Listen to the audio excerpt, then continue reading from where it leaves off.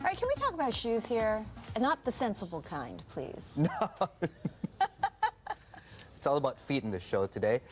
We'll talk more about that a bit later on. But anyway, so we're talking luxury brands here. Obviously, it's been a challenging year, but this hasn't stopped our next guest from launching his own brand of high fashion shoes. So let's get it over to Bloomberg's Haslinda Amin joining us now from Singapore. Has.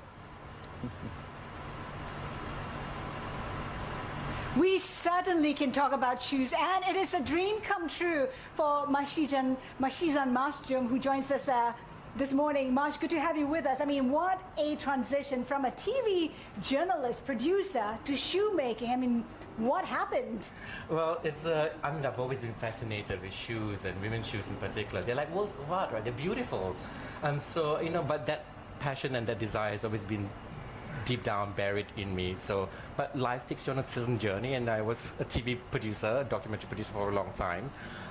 But it happened around about 3 years ago, actually. I took a break. I had a sabbatical from television and went to Florence to study shoe designing, shoemaking in the greatest city on earth, and that's Florence in my point of view.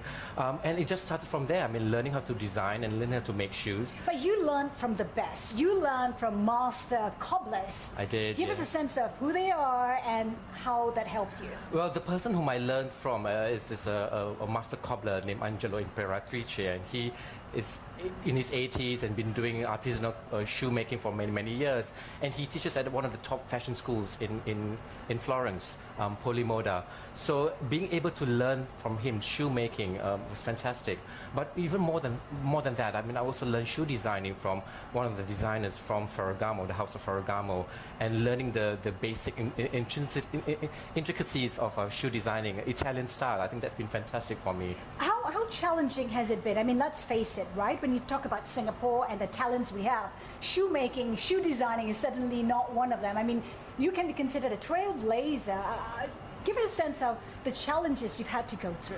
I think the most important thing is like building that brand. I mean, essentially, I'm not just in the business of making shoes or designing shoes, but trying to build a heritage brand that's born out of Singapore, but is truly global. I'm based out of Florence now, but I do commute quite a bit to New York and Singapore, and my clientele really is truly global. So it's the challenge of finding the right niche, finding the right audience to have these shoes worn on these women.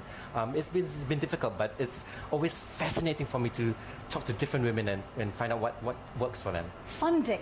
How do you secure funding? Has it been difficult? I mean, in the initial round, we had friends and family backing, obviously, and we're right now in talks with Thank God for them.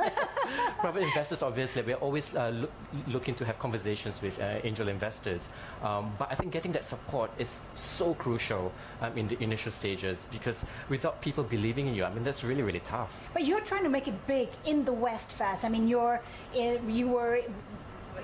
showing your shoes at the Paris Fashion Week and New York Fashion Week. I mean, is it important to make it big there before making it big in Asia? I think that's a very critical strategy on our part, to be very present in the West and then bring it over to Asia as well. That's why we launched in New York first, and then we brought it to Singapore. All the markets are important to us, obviously, because we treat every single market as big, important clients of ours. But essentially, that strong push from the West is a critical part of our strategy. All right, yeah. MASHIZAN, we thank you for your insights. There you have it, a Singapore brand, MASHIZAN, wanting to go global. And what do you say? I say size 7, narrow. That would be great. Thanks for that. Give me a few. All right. We are looking forward to the afternoon's business in Tokyo as well. It's closed pretty much flat ahead of the lunch break.